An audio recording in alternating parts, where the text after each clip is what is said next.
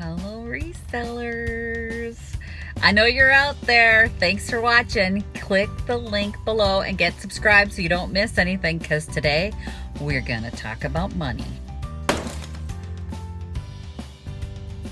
Okay, if you haven't yet seen the videos on finding your inventory and finding your space, to click the links in the cards. They'll pop up, and make sure you watch those first, or go to my the Business of Vintage playlist and make sure you watch those first. So let's say you found your inventory, you know where you're gonna sell, and now this is the next biggest question I get. I don't know what to charge people. Yeah. That's a tough one, especially for women. And then, ladies, I gotta call you out on this. We have a problem charging people what things are worth. I don't know why. Let's talk about money. Don't forget to subscribe to the channel, because we're gonna talk all about being a vintage reseller. And we're gonna talk about including the shipping. I know. I will get to it. I promise. We're getting to shipping, but all this stuff comes first. You gotta know how to charge people before you can ship stuff, so slow your roll. We're almost there. So let's talk about money. I don't know why it's so hard for us to charge people. I probably don't have that problem as much. I still think I should charge more for a lot of stuff that I sell. But it's kind of what the market will bear. And I see this happen a lot. I see a lot of women who underprice their product because they think if I'm the cheapest one in the space, I'll sell more. No, you don't. And I don't, it's a psychological thing, I think, frankly. I think if you're charging less than everyone else, people think there might be something wrong with what you're selling. So you want to stay at fair market value. You, first of all, can't make a living being the cheapest show in town at all. You can make a better living at, working a register at Target. If you're going to be the cheapest show in town, you're not going to make rent. You're not going to make a profit. What is the point? That is just something to do as a hobby at that point. You need to make money. Now, my ultimate goal is to at least make double my money. So if I have to pay up for something, if I can't double my money, I won't take it home, because there's no profit there. And a lot of the items, if I get it for $25 and I sell it for $100, I've clearly more than doubled my money, and I'm not sorry for it. There is a lot of people who say, don't you feel guilty for that? No. Nope. Do I feel guilty for making money? No. Do I feel guilty that that person didn't know what they had? No. They have access to the same resources I did, and they weren't interested. That's how I feel. If you put something on a garage sale for $25 that has a value of $100, then that's your fault.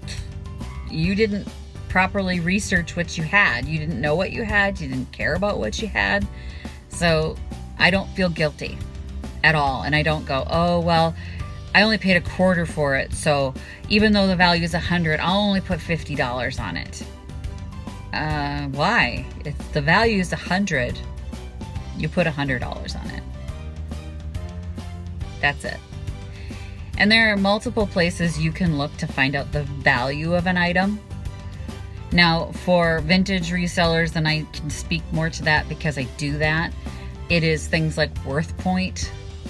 You can look on Etsy and see what everybody else is charging. I don't compare myself a lot on Etsy to what other people are doing. I am more interested in the value. Like, what is the value? So, and then I work in the price of my shipping, and that's what I list it at. So sometimes mine are actually higher in the space, but mine will sell first. I don't know why. And maybe it has to do with the fact that I got detailed photographs detailed descriptions, all that good stuff, but I do sell a lot that is higher priced than everybody else's, so there's got to be something to it.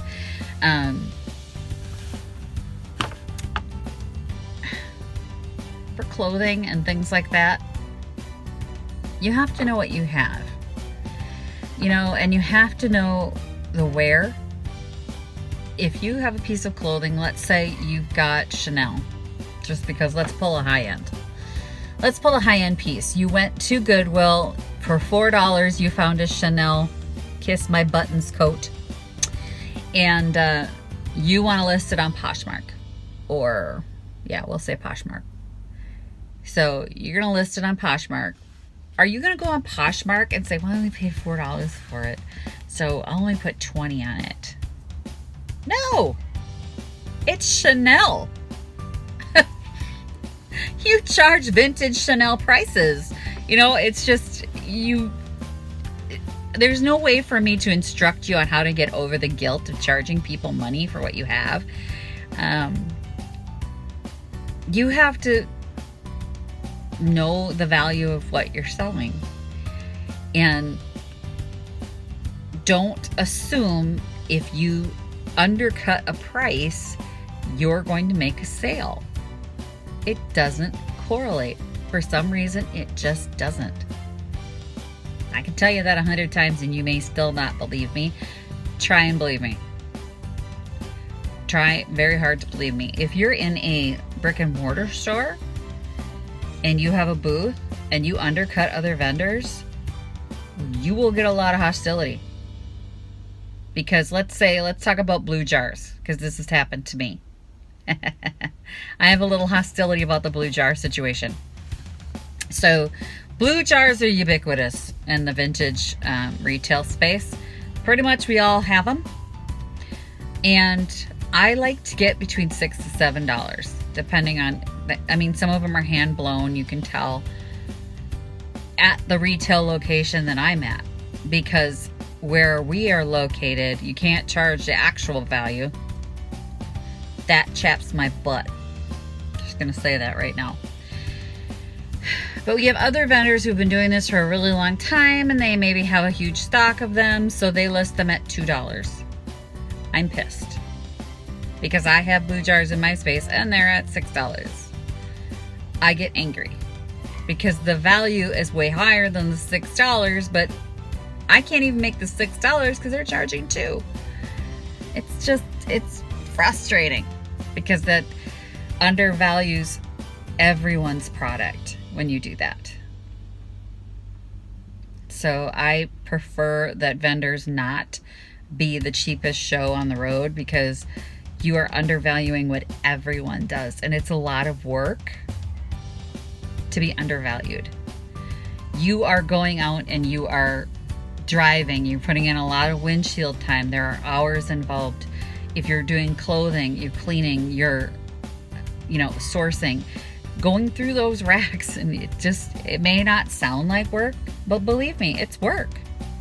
You are going into some nasty, dirty situations to find Chanel, or for me, finding Lefton or printer's trays, or I gotta come home, I gotta clean it, I gotta make sure it's not repaired, I gotta photograph it. There is time involved. You should get paid for your time.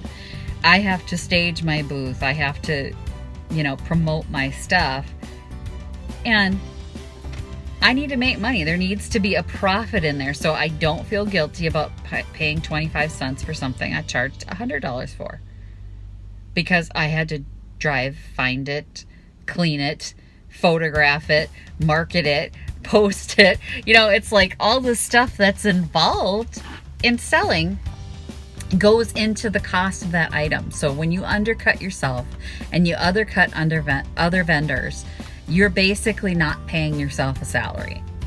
So you need to get past your fear of charging people money. You deserve that money. And I don't know what money mantras you need to start saying over and over in your mind. If it's, I deserve to make a profit, feel free to put that on a loop in your head. I deserve to make a profit. I deserve to make a profit. Because you do.